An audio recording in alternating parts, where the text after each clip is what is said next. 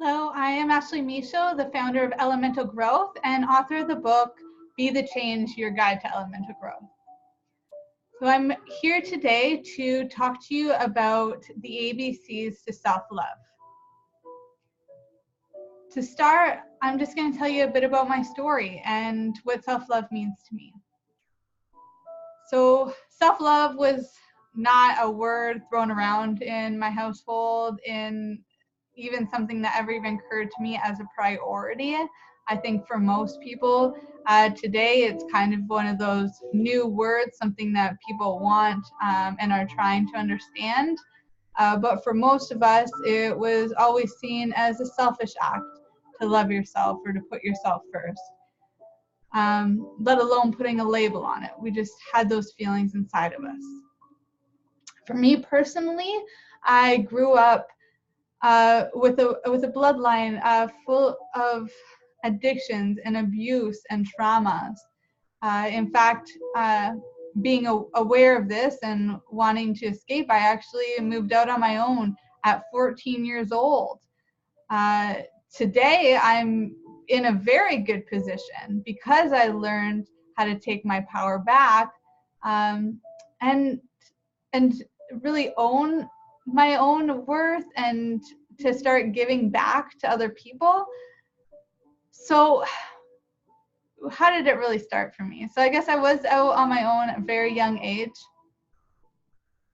And our brains are not even fully developed yet. Like it takes until about 21, 22 for your brain to be fully developed.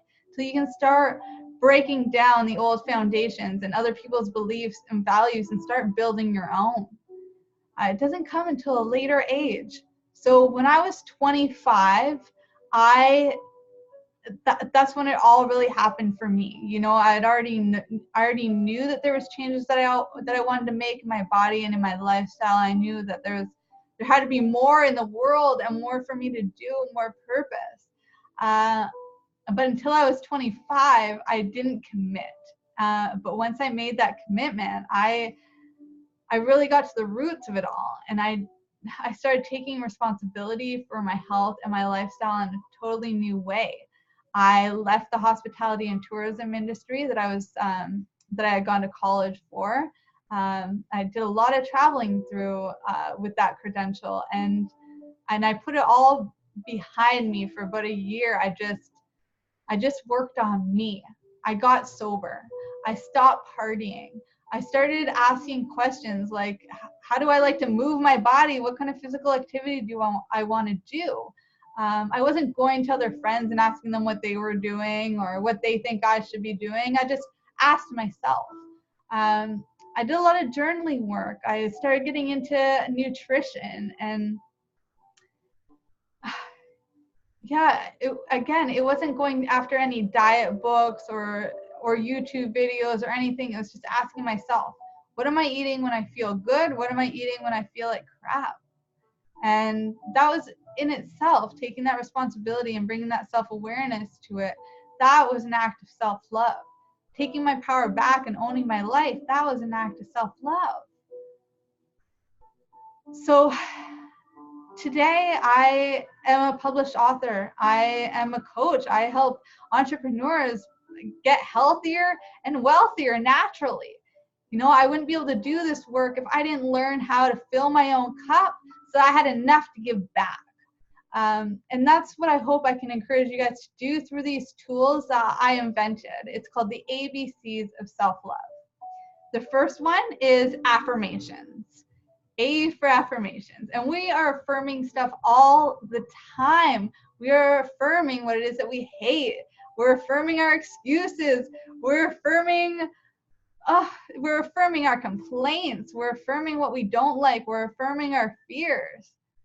But when we let that out, especially in a journaling exercise, or we let that out by talking to ourselves, and or even like sometimes telling the person instead of keeping it inside of you, telling the other person. You know, we don't want to bring all that stuff home all the time. Just let it go. Once you let go, you can start adding in new and positive affirmations. Affirmations like, I am expressing myself authentically. I am a powerful human being. I am making a difference in the world.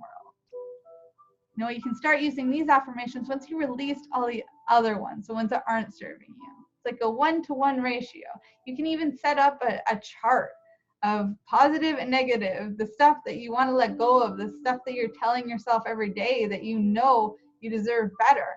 And then match that up with a positive affirmation. Every time that you catch yourself saying the negative one, bring in a positive one.